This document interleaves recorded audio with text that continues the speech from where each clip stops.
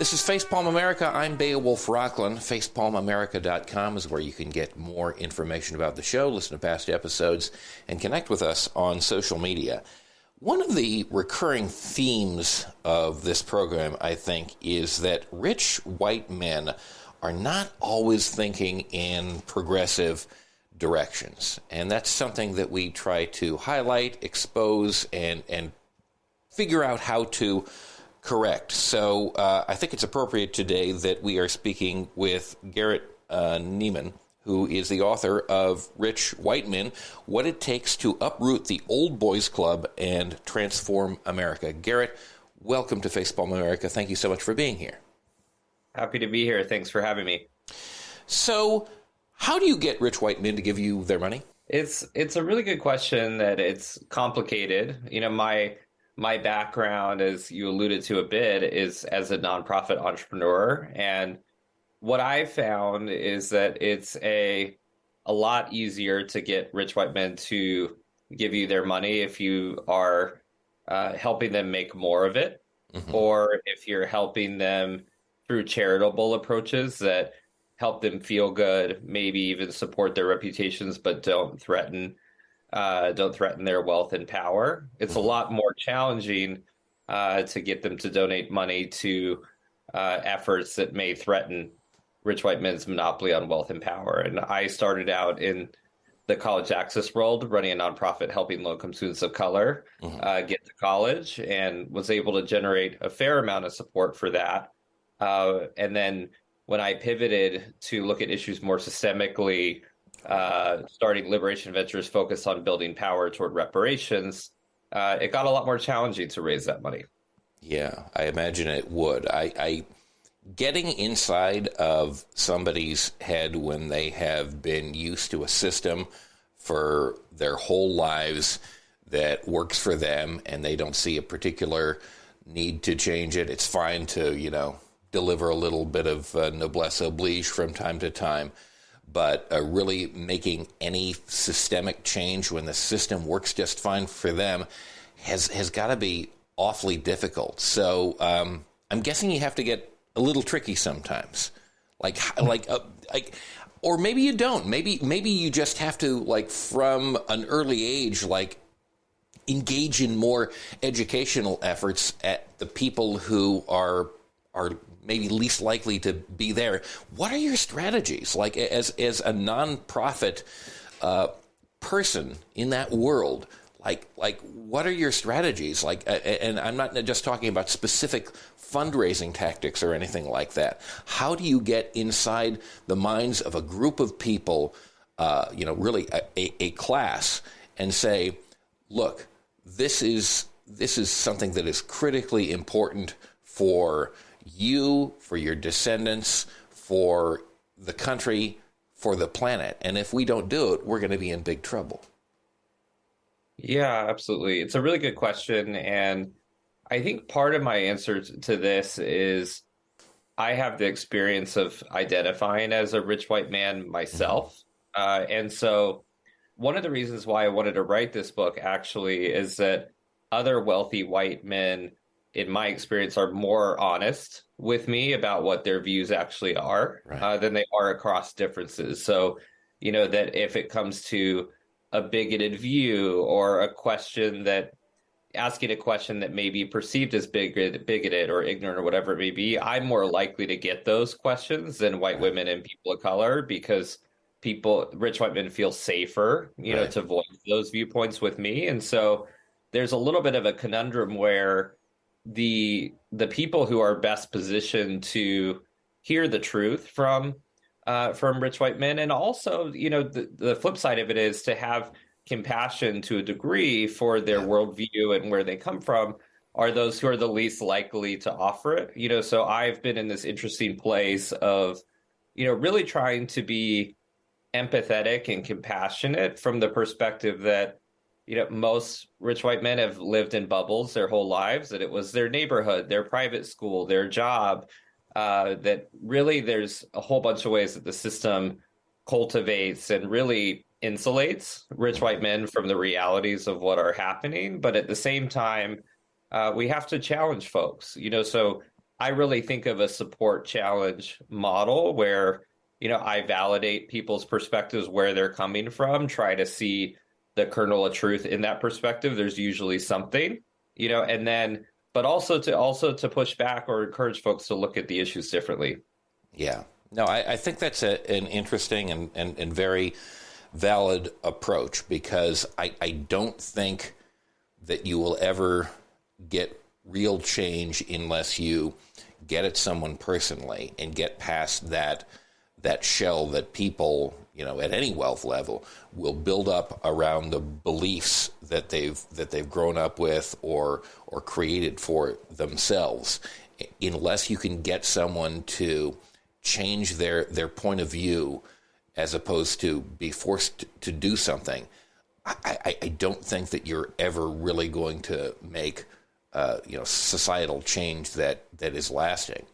And one figure that comes to my mind, who I always have behind me during interviews, is Frank up there, FDR, and he, to my mind, was someone who is the epitome of a rich white man who enacted an enormous amount of change, who certainly took on in an aggressive and confrontatory way to a large extent his class. He was considered a traitor to his class, who took on the rich white world in terms of the kind of like governmental changes that he made.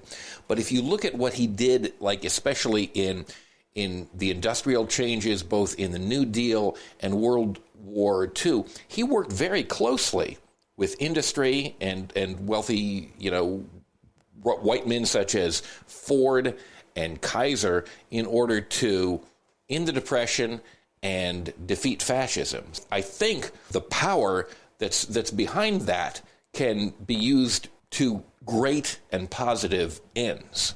Yeah, absolutely. And I think FDR is a wonderful example in a lot of ways, because I think he helps to exemplify the reality that rich white men are not a monolith either. In the same way that, Black Americans we can't generalize about, or Asian Americans come from lots of different places and so forth, that, we can't really generalize about rich white men either. And actually, in early drafts of this book, I was doing some of that generalizing, and it really bothered people. And at first, I thought it was sort of like, a fragility type thing. But as I thought more about it, those generalizations are actually false. Like, it's not the case that all rich white men believe a certain thing or have a certain orientation. There's definitely patterns and pretty strong correlations of certain viewpoints. For example, sure.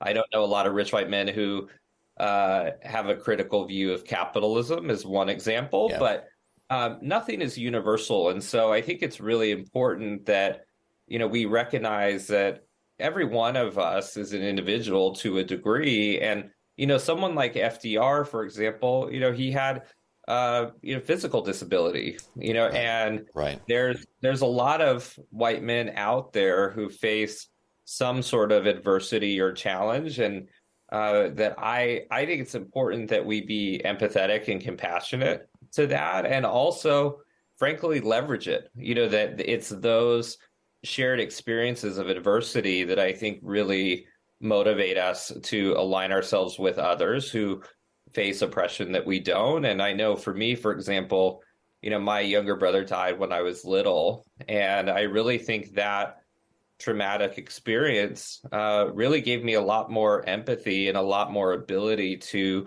connect across differences. And so, I wouldn't wish for that to have happened to me or anybody else. But in these cases where, that for those of us who have a lot of privilege, if we do experience some sort of adversity or hardship, and if we can tap into that in a way to be empathetic to others, I think that can be a way to connect and shift hearts and minds. I think so. I think unless you have something like that touch you directly in your life, it's difficult for you to see past it. I think we need to connect with people viscerally and experience these things in as direct a way as possible in order to, I think fortunately in the long run, but certainly unfortunately in terms of the immediate and personal consequences, get it under our skin so that we can make the world a better and more equitable place, so that things like that happen. I mean, they're always going to happen, but happen less often, and provide the systems for care when they do. Another thing that occurs to me about FDR is that a lot of people have argued that he saved capitalism from itself.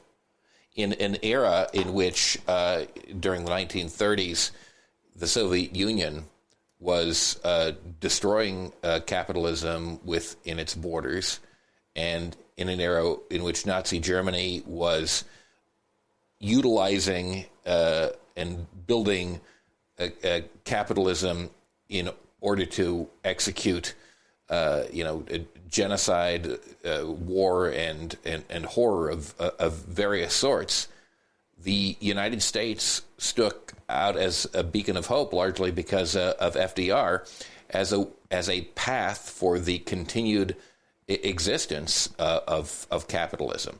And while I have, in this day and age, some very serious questions about whether it should be around, I think you can argue that FDR, if we took the same approach, and God knows he has a lot of flaws around what he did, especially around World War II. I truly believe that if the engine of capitalism can be controlled and regulated properly, that would be a legitimate way to continue. But if we don't do that, you can see just in the popular imagination in the last few years how the attitudes towards capitalism and men of great wealth have transformed. It used to be in the 1980s that was the popular thing to do and to be and to aspire to, and I think that has fallen away because people have experienced in their actual lives every day how difficult and often horrible it makes living when just a few people control so much power and so much wealth.